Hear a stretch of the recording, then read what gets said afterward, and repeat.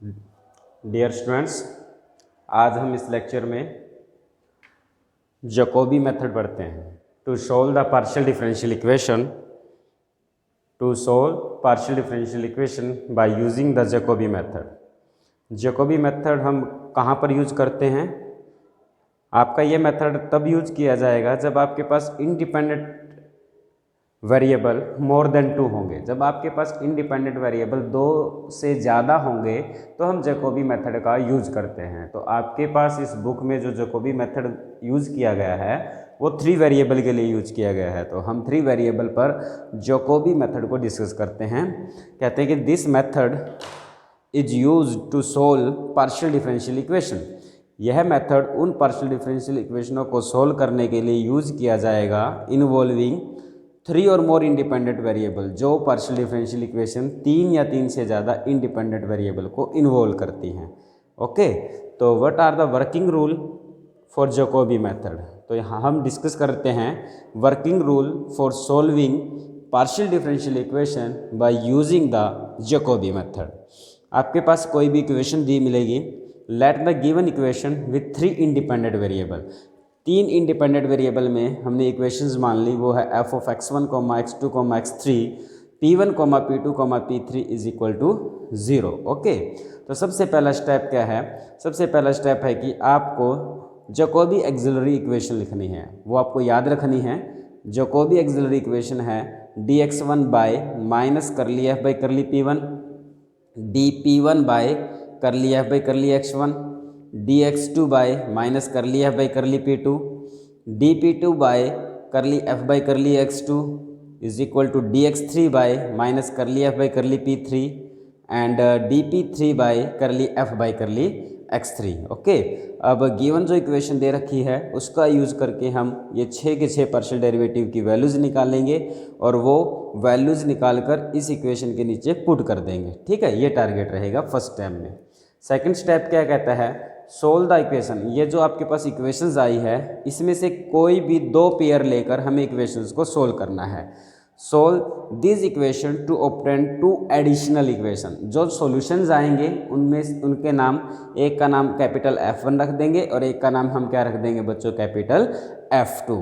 Solve this equation. इन इक्वेशनों में से कोई भी दो कॉम्बिनेशन, कोई भी 2 पेयर लेने हैं, कम्बिनेशंस लेकर 2 सॉल्यूशन निकालने हैं, 2 सॉल्यूशन निकालने हैं और उन सॉल्यूशन में का नाम, एक का नाम हम F1 रख देंगे और एक का नाम F2 रख देंगे। जहाँ पर F1 मीन्स x1 कॉमा, यहाँ पर ये है x2 x3, f1 x2 x3, p1 p2 3। जो सॉल्यूशन आया उसका नाम f1 रख दिया और एक और सॉल्यूशन जो सेकंड सॉल्यूशन निकाला उसका नाम रख दिया हमने f2 of x1 x2 x3, p1 p2 p3। ठीक है, थर्ड स्टेप क्या है आपके पास? Verify the relation. अब हम एक रिलेशन वेरीफाई करेंगे। एक ब्रैकेट है f1 f2 which can be written as summation r is equal to 1 to 3 करली f1 बाई करली xr करली f2 बाई करली pr माइनस करली f1 बाई करली pr करली f2 बाई करली xr।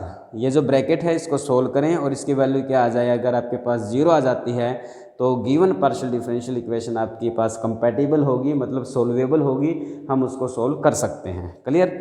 अगर आप इसके समीशन को ओपन करते हैं तो ये इक्वेशन किस टाइप से बन जाएगी?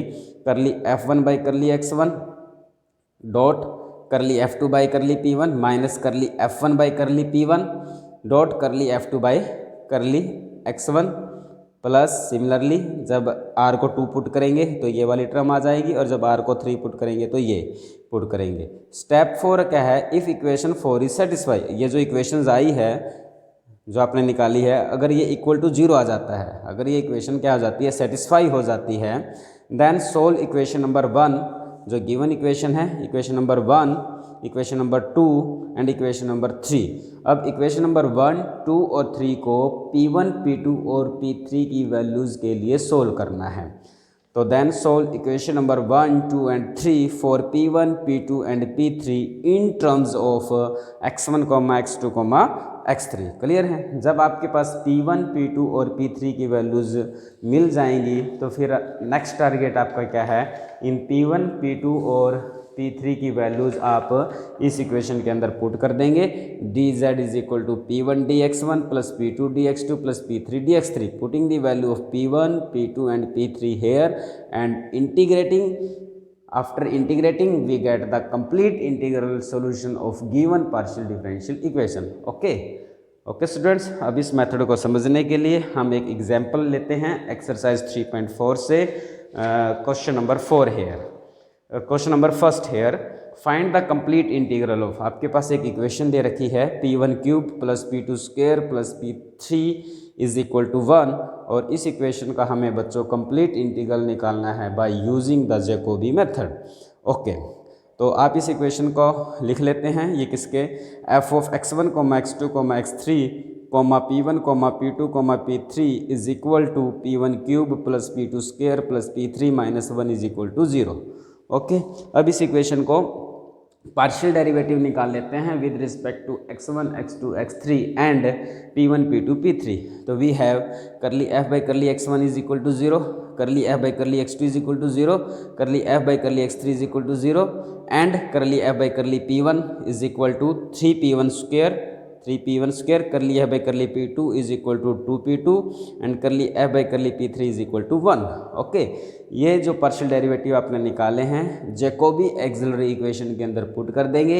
ये आपके पास जैकोबी एक्सिलरी इक्वेशन है, dx by minus curly f by curly P1 dP1 bye curly f by करली x, dx1 है यहाँ पर, dx2 by minus curly f by curly P2 dP2 by curly f by curly x2, dx3 by minus curly f by curly P3 and dP3 by curly f by curly x3। Putting this values here we have dx by minus 3P1 square, dP1 by 0, dx2 by minus 2P2, dP2 by 0, dx3 by minus 1, dP3 by 0। अब क्या होता है, इनमें से कोई भी दो आपको सोल्व करने हैं। हमने एक ये लिया dP1 और एक dP2, यहाँ से हमें क्या मिलेगा, dP1 इज इक्वल टू 0 और dP2 इज इक्वल टू 0, और इंटीग्रेट करेंगे तो P1 की वैल्यू A1 आ जाती है और P2 की वैल्यू क्या आ जाती है बच्चों, A2। ठीक है, अब आपने जो दो सॉल्यूशन निकाले हैं, आपको बताया था मेथड में, इन दो सॉल्यूशंस के नाम f1 और f2 रख दो। एक को हमने f1 के इक्वल रख दिया, f1 of x1, x2, x3, P1, P2, P3 is equal to A1। दूसरे को हमने f2 के इक्वल रख दिया, that is equal to f2। ये रखने के बाद आपको ब्रैकेट चेक करनी है f1, f2।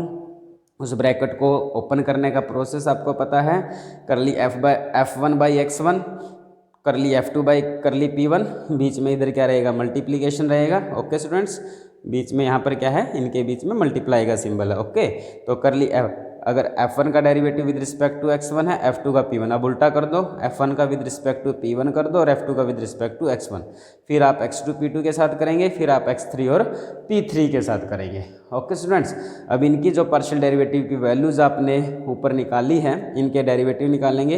ये आपके पास कैपिटल F1 है, ये कैपिटल F2 है। कैपिटल F1 का derivative with respect to x1 करेंगे तो 0 आ जाएगा, विद रिस्पेक्ट टू P1 करेंगे तो 0 आ जाएगा। क्लियर है ना स्टूडेंट्स? तो इस टाइप से आपको इनके पार्शियल डेरिवेटिव हमें फाइंड आउट करने हैं। ओके स्टूडेंट्स, ये पुट कर दिए हमने। पुट करने पर वैल्यूज़ क्या आ जाती हैं आपके पास बच्चों, 0 आ जाते हैं। इसको इंटीग्रेट किया और इंटीग्रेट करने के बाद आपके पास जो वैल्यूज़ हैं वो आपके पास क्या जाती है, इक्वल टू 0। आप इसको ऐसे भी समझ सकते हैं, f1 इज इक्वल टू किसके इक्वल है, that function is equal to A1, और A1 खुद किसके इक्वल है बच्चों, P1 के, A2 खुद इक्वल है P2। जब इसका partial derivative with respect to P1 करोगे तो यहाँ 1 इसलिए है, और जब इसका partial derivative with respect to P2 करोगे तो 1 है। बाकी सारी टर्म्स इसमें हैं 0, और हमने देखा कि f1, f2 की जो वैल्यू है वो 0 आ जाती है। ओके, जब f1, f2 की वैल्यू 0 आ जाए तो नेक्स्ट स्टेप क्या है, तो equation number 1 given equation number 1 और एक वो इक्वेशन जिनका नाम आपने f1 और f2 रखा था, इन तीनों इक्वेशनों में से को इस टाइप से सोल्व करना है कि हमें P1, P2 और P3 की वैल्यूज मिल जाए। ओके, तो hence now we solve the equation number 1, 3 and 4 here for P1, P2 and P3। From third से आपको इजीली P1 की वैल्यू मिल गई, फ्रॉम 4 से इजीली P2 की वैल्यू मिली। P1 और P2 की वैल्यू हम इक्वेशन नंबर 1 के अंदर पुट कर देते हैं, वहाँ से हमें बच्चों वैल्यू मिल जाती है P3 की, और P3 आपके पास P3 की वैल्यू मिल जाएगी, और P3 किसके इक्वल हो जाएगा इक्वेशन नंबर 1 के हिसाब से, इक्वेशन नंबर 1 के करस्पॉन्डिंग P3 हो जाएगा 1 minus P1 cube minus P2 square. तो from that 1 minus P1 cube minus P2 square, putting values here P1 and P2, और पुटिंग दी वैल्यू, अब ये जो P1 P2 और P3 की वैल्यू आपने निकाली हैं वो इसके अंदर पुट कर दो। dz is equal to P1 dx1 plus P2 dx2 plus P3 dx3। तो P1 की वैल्यू पुट कर दी, P2 की वैल्यू पुट कर दी, P3 की, और इसको हमने क्या कर दिया बच्चों इंटीग्रेट, और इंटीग्रेट करने के बाद जो सॉल्यूशन आया that solution is called the complete integral solution of equation number 1 by Jacobi method. Okay students, तो do the exercise 3.4 completely and discuss the problem if there is any. Okay students, bye.